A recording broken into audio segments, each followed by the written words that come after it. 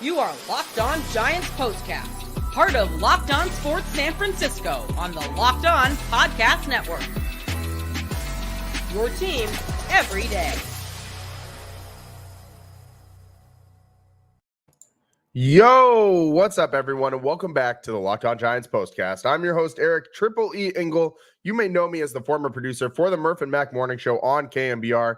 And tonight, the Giants drop the third and final game of the series to the Milwaukee Brewers at Oracle Park. And with the loss, they also dropped the series 2-1. Hayden Birdsong battled Frankie Montas in a pitcher's duel that harkened back to the days of the National League pre-designated hitter. Both pitchers tossed 5+ shutout innings, but after a free gift of a run from Camilo Doval, man, what was that?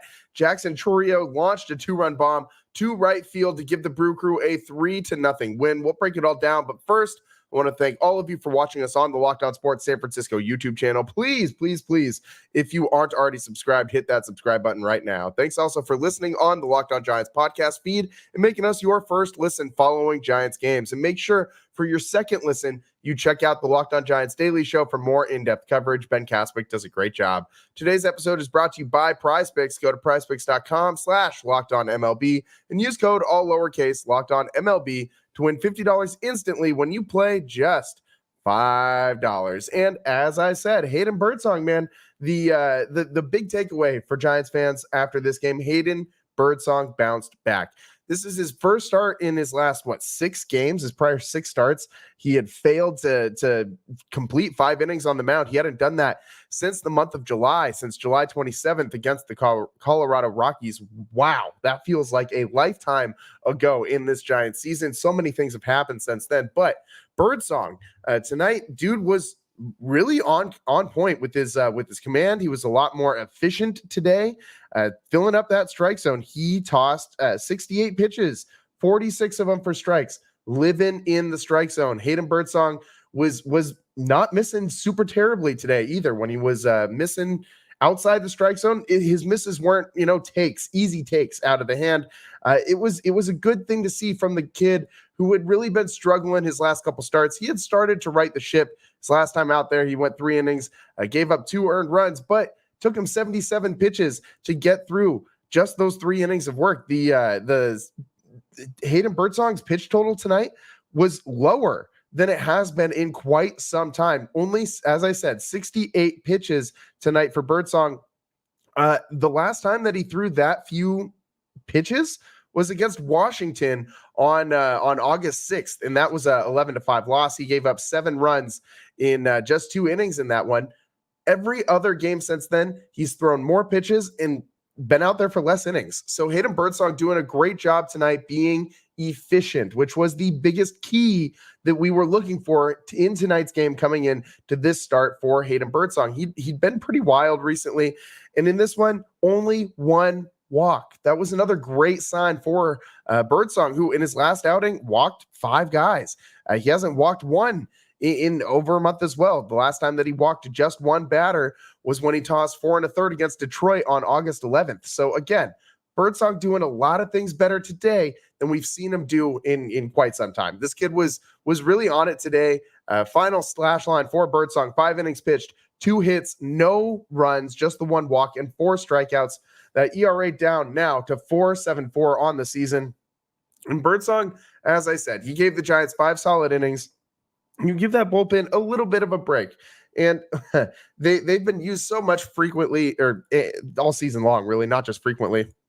But the Camilo Doval thing, man, let's get right into it. Dval gave the Brewers a free run in the top of the 7th. It just really spoiled this pitcher's duel. It was had that old-time National League feel, like I said, and then you get Camilo Doval to come in and just ruin all the good vibes of that pitching duel.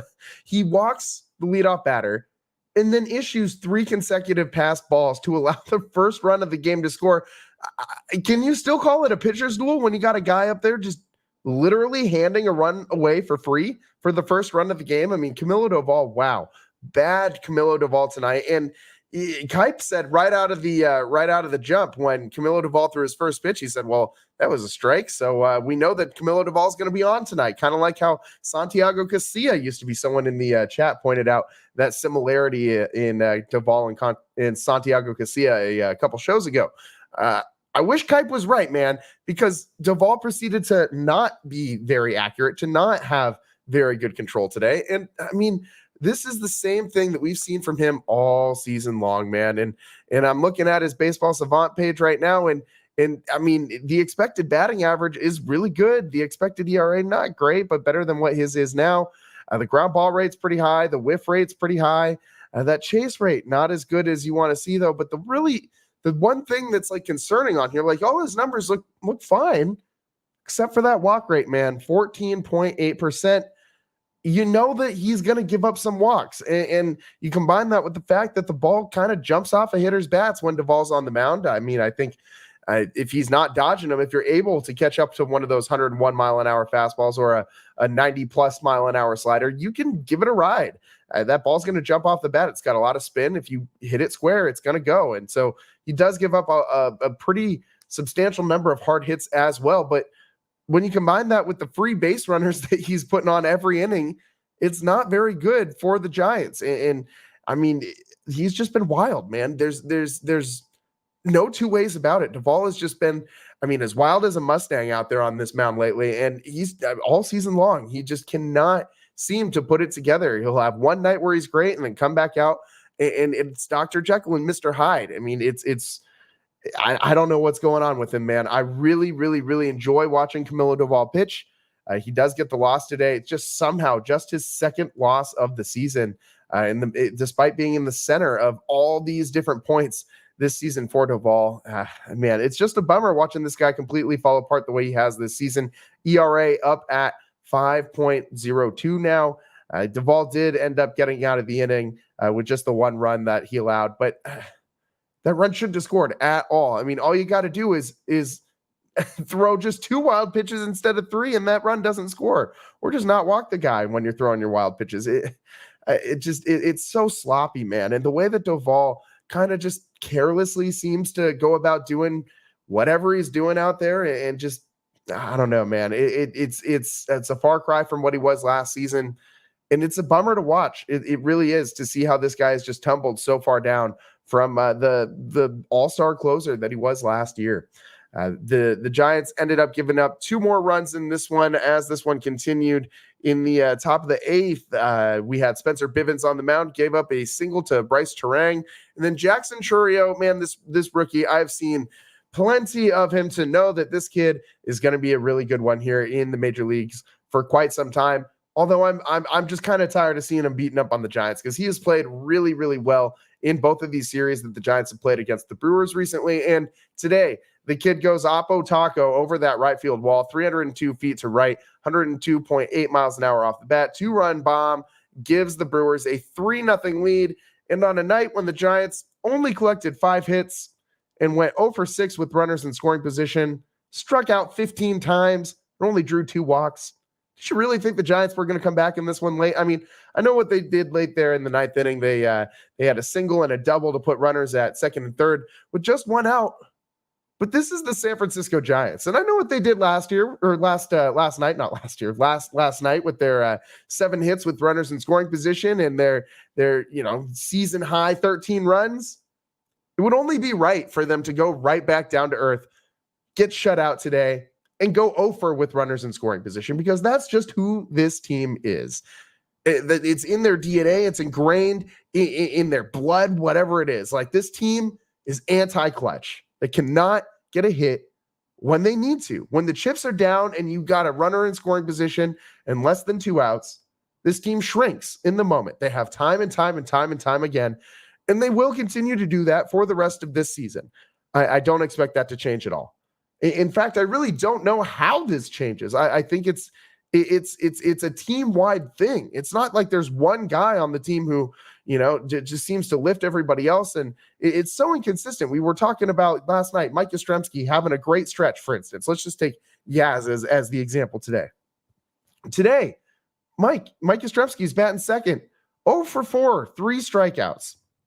I mean, like he's the guy who's been kind of lifting this offense to being better than it has been in recent days, and he just didn't do anything at all today. And Elliot Ramos, same thing, 0 for 4, 2 strikeouts.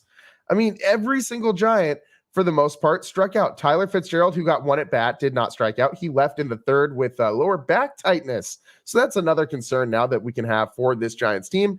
And let's just hope it's a minor thing and it's not that big of a deal. But it's concerning to me whenever you have a guy leave in the middle of a game, especially when it's a tie game, 0-0, and it's Tyler Fitzgerald, who's, he needs as many reps as he can get at shortstop. I mean, just to get better at the position, he needs to see more balls out there at short. I want him to get better. I want him to be in that position next year. But, I let's hope this injury isn't something that's going to set him back at all. We had Marco Luciano come in. He went 0 for 3 with 2 strikeouts. I mean, Matt Chapman's had a strikeout. Lamont Wade Jr. and Mark Canha both did not strike out. So both dudes who played first base tonight didn't strike out if you're looking for positives. Pat Bailey also got 1 pinch hit at bat and did not strike out. Everybody else did, though. Grant McCray, 0 for 4, 3 strikeouts. Brett Wisely, 0 for 3, 2 strikeouts. A lot of offers in this one. A lot of offers. This offense is just putrid. There's no two ways about it, man. This offense needs maybe not a complete makeover in the offseason, but you need to get some key guys in some key positions to make a difference in this lineup. I mean, you got pretty much the outfield is more or less set. I know we talked about that a lot last night, and I know I got Mike Yastrzemski's contract situation wrong. I understand now that I don't understand very well how arbitration works in baseball. It's pretty damn confusing, man, at least for me. I never claimed to be smart, I just like baseball, man. But Mike Yastrzemski will have a chance to enter arbitration at the end of the season. He is arbitration eligible. And if the Giants do want to bring him back, if he does come back next year, I do think that would be a decent move for a fourth outfielder. We'll just see if the dollars and cents make sense. And Ben Kaspick was actually putting out some info on that. So definitely, like I've said plenty of times before, Ben, a lot smarter than I am, especially when it comes to the numbers and data and contract kind of stuff. I just like me some baseball, man. I just like me some baseball. So Tyler Fitzgerald, I really hope that injury isn't something more extensive. Who knows what this offense is going to look like next year? The Giants definitely need to retool somehow. I don't think they need a complete makeover. You have pieces. You have things to build on. Tyler Fitzgerald, one of them. Elliot Ramos, Matt Chapman. These are things you can build on. Jung-Hoo Lee is going to be back next year. That's a huge, huge plus for the Giants. But you got to figure out how to get Pat Bailey to be able to stay healthy late in the season. I mean, this guy is just falling off a cliff in the second half, especially offensively, even though last night we did see 3 hits from Pat Bailey. That was a really, really good sign. But there's been a lot of bad in the second half for the Giants. A few good things. Like I said, Matt Chapman's had a great second half. Mike Yastrzemski's had a great second half, but Tyler Fitzgerald as well. Great second half. But we need a little bit more than a great second half. We need guys to be consistent throughout the whole season.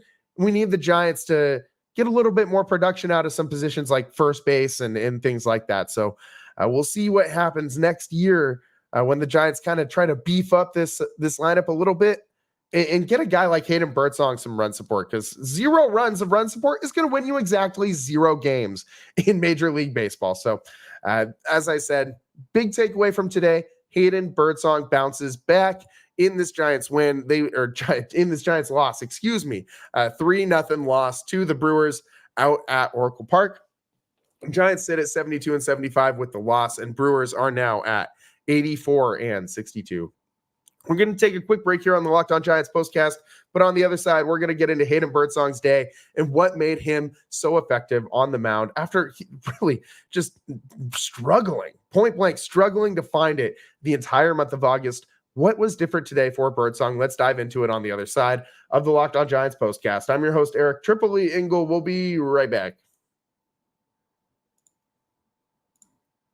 Today's show is sponsored by PrizePicks. PrizePicks is America's number 1 daily fantasy sports app with over 5 million active members. PrizePicks is the easiest, the most exciting way to play daily fantasy sports, and unlike other apps, on PrizePicks, it's just you against the numbers. All you do is pick more or less on 2 to 6 player stat projections and watch the winnings roll in. You can now win up to 100 times your money on PrizePicks with as little as 4 correct picks.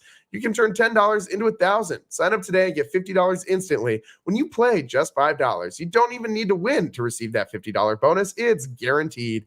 PrizePicks invented the flex play, which means you can still cash out if your lineup isn't perfect. You can double your money even if one of your picks doesn't hit. Download the PrizePicks app today and use code LOCKEDONMLB to get $50 instantly when you play just $5. That's code LOCKEDONMLB on PrizePicks to get $50 instantly when you play just $5. You don't even need to win to receive that $50 bonus. It's guaranteed. PrizePicks, run your game. And today's show is also sponsored by FanDuel, and you've heard us talk a lot about FanDuel, America's #1 sportsbook. Well, we have something a little different for you now through September 22nd. All FanDuel customers can bet just $5 and get a free 3-week trial of NFL Sunday Ticket from YouTube and YouTube TV. Then, with the YouTube TV base plan, you'll be able to watch every regular season Sunday afternoon out-of-market game. All you need is a Google account and a current form of payment, and you can cancel anytime.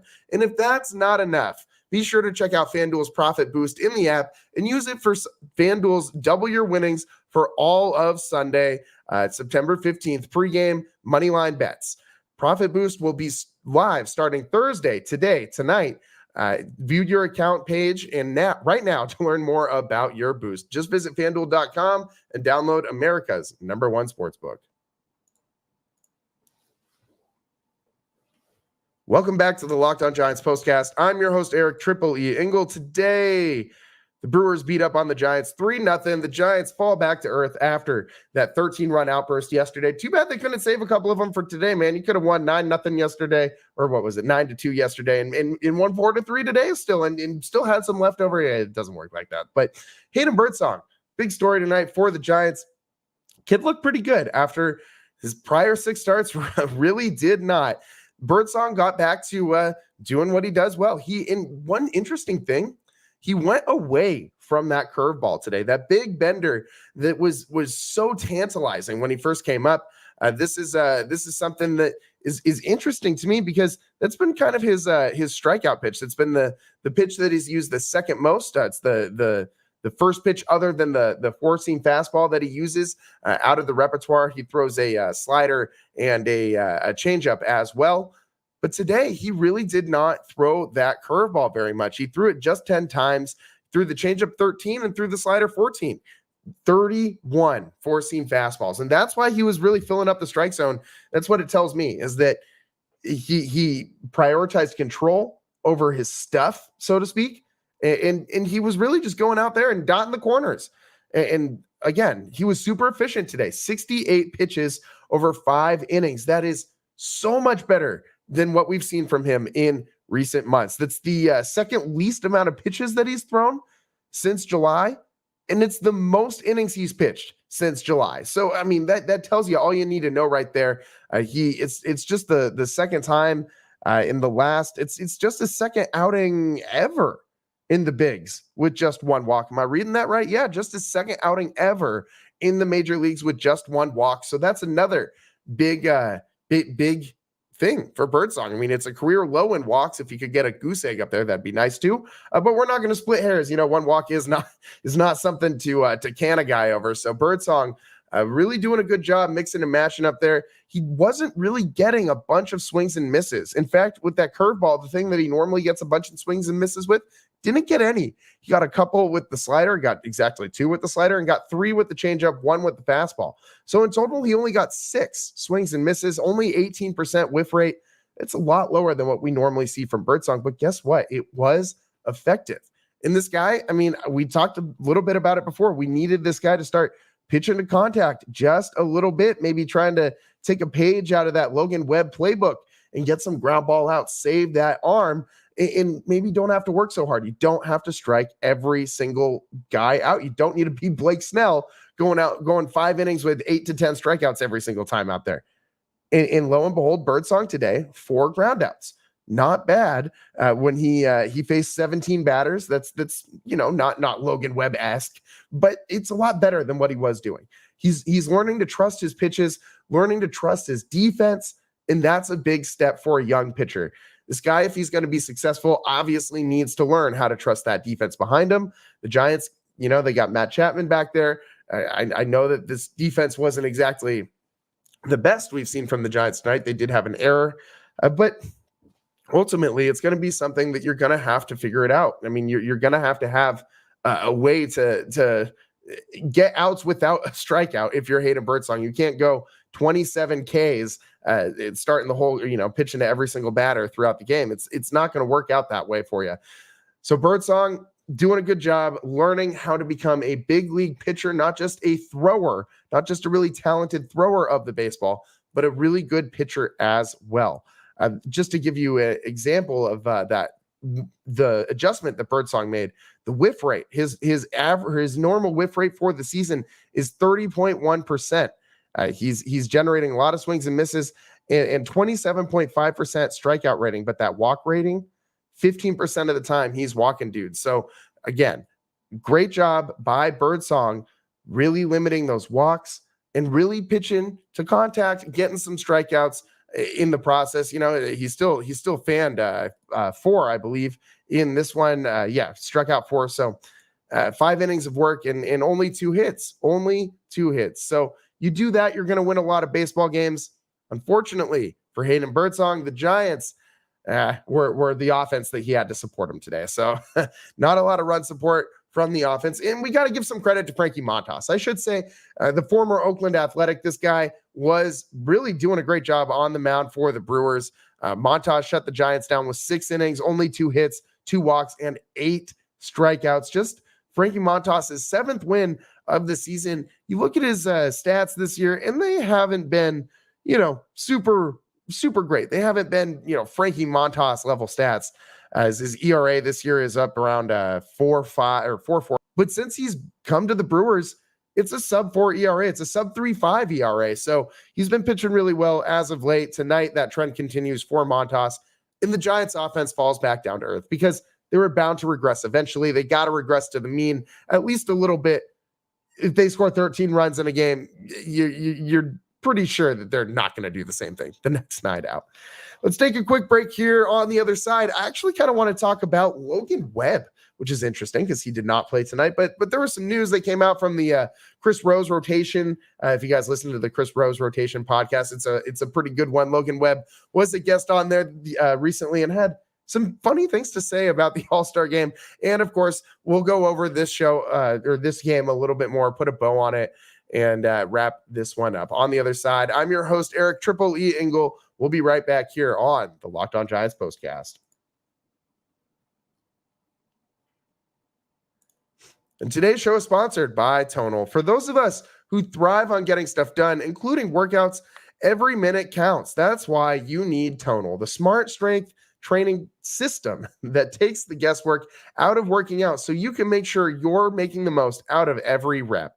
Tonal is the world's smartest and most effective strength training system that helps get you stronger. Powered by AI, Tonal learns with every rep so it can deliver workouts personalized just for you. Tonal learns well from your movement and provides suggested weight recommendations for even more workout tips with detailed progress reports. They even create personalized program and workout suggestions or recommendations based on your individual goals. It's like having a personalized trainer at home with you, as Tonal will optimize every workout just for you. Unlike traditional gym equipment, Tonal uses adaptive digital weight to advance your training techniques. From professional athletes to the mom of 3, Tonal is trusted by thousands who have become their strongest. Right now, Tonal is offering our listeners $200 off your Tonal purchase with promo code LOCKEDONMLB. That's Tonal.com and use promo code LOCKEDONMLB for $200 off your purchase. That's Tonal.com, promo code LOCKEDONMLB for $200 off. Welcome back to the Locked On Giants postcast. I'm your host, Eric Triple E Engel. Today, the Giants fall to the Brewers 3-0. They lose another series at home. That's always not great. And the Giants, they're just 6-11 in their last 17 home games over the last month, dating back to August 11th. They've been held down to 3 runs or fewer in more than half of these games, in 9 of these 17 games. So that's not very good. That's not very good. The Giants were on a little bit of a tear before that, but we even talked about it during that stretch. Like the Giants, it was a little bit of fool's gold, right? Like the Giants were beating up on the Rockies, and then they got to play the Tigers, and I think they played the A's in that stretch too. And then you had some real teams come to play, and you had a actual pretty tough stretch to end this season and through August. And yeah, when the Giants play tough teams, they generally lose. That's generally how it's been this year.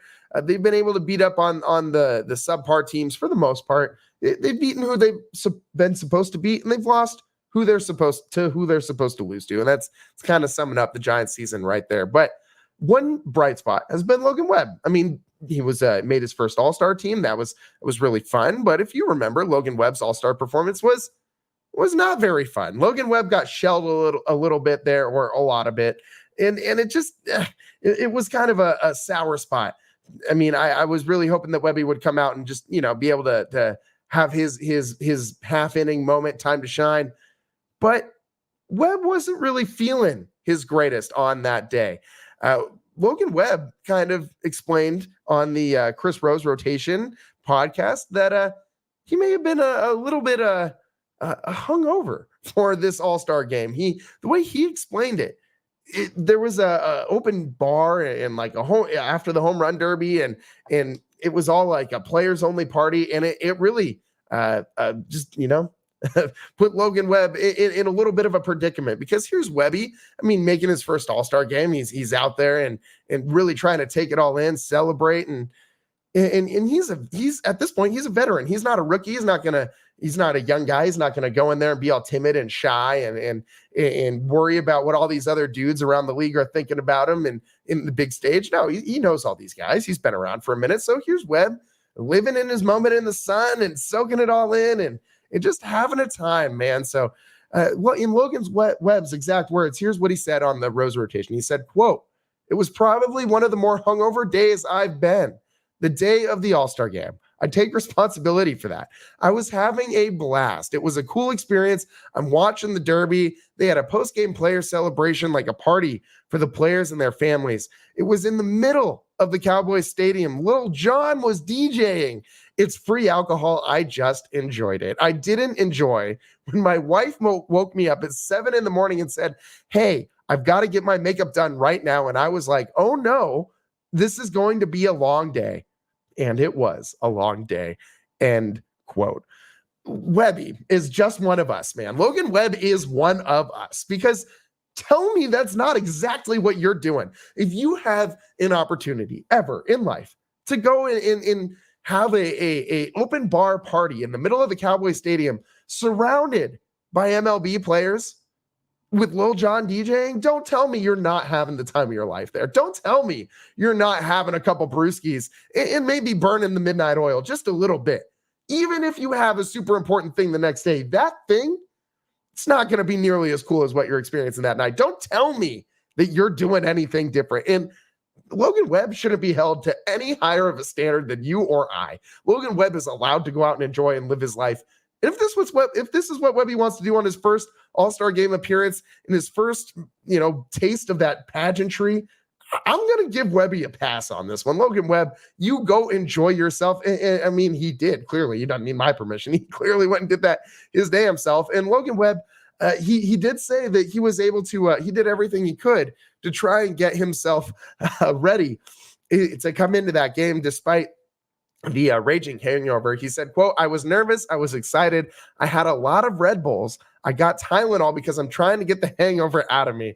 I think I wasted all of my good pitches in the bullpen. It was all I had, and I wasted all of them. Then I go from the bullpen and I jog out to the mound. And the only thing I'm thinking is, quote, don't throw up, don't throw up, don't throw up, don't throw up. And it's a long jog. I think my first pitch almost didn't make it to the catcher." Wow. Logan Webb, man, oh man, this sounds like me trying to rally after a fun night before snowboarding up on the mountain in the middle of winter. It sounds like all of us at various points in time, just like playing in rec league softball the next morning. If you ever played in a softball tournament or anything like that, it's interesting. This is just how we all are. Logan Webb is one of us. And he just happens to be really good at throwing a baseball, man. And I couldn't be happier for Logan Webb making his all-star team. And it was kind of a bummer that he had a subpar outing, but in the grand scheme of things, I'm really happy that Logan Webb had himself a time out there. I don't really care that he got shelled in that half inning. I just care that my guy had a good time and that we get him back to another all-star game, because this guy deserves more than this one appearance. He'll have plenty more before his career is done. I am sure of it. But we got to give Webby another chance to get out there and experience the all-star game, not hungover. So that's all that I got for you guys on Logan Webb. Logan Webb, one of us. Yeah, man, I love Webby. And for some reason, this story makes me love him a little bit more. Like, I love that he's a little bit imperfect. You know what I mean? I love that he doesn't feel the need to be like this buttoned up, perfect guy. I love that he's just being himself, despite the fact that he's a big leaguer. You see all the Giants, by the way, out there at the 49ers game on Monday. They were all in the booth or in the luxury box. They're all having a time out there. It looked, all the dudes just getting together, having a hang. Pretty fun time. That's about all the time that we got for you on the Locked On Giants postcast. I wish this Giants game was as fun of a time as that Logan Webb story and the Giants hanging out at the 49ers game, but it was not. They lost 3-0.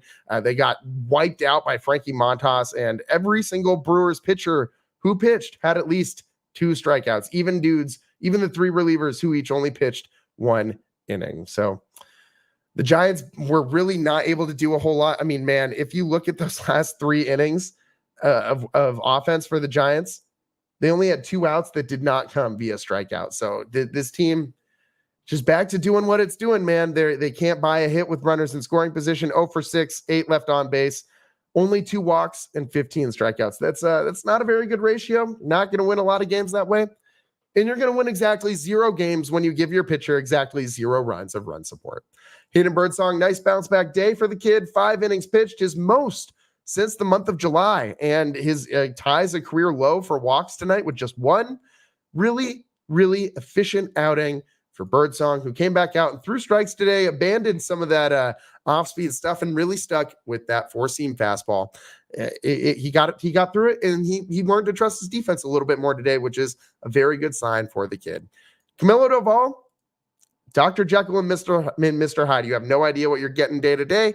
Today, he just gave the Brewers a free run to break open this 0-0 pitching duel. And that sucks, man. That just sucks. So does the rest of this Giants season. They're sitting 3 games below 500. It's September 12th. We're marching towards the end of the season, and the Giants are just circling the drain slowly. So we'll be coming to you live, though, tomorrow as we continue to roll through this Giants season. They take on the Padres next in a series at home, and we'll get into that one as we always do here on the Locked On Giants postcast. But for today, that's all the time we got for you guys tonight. Thanks for tuning in. I'm your host, Eric Triple E Engel. We'll see you next time. Peace.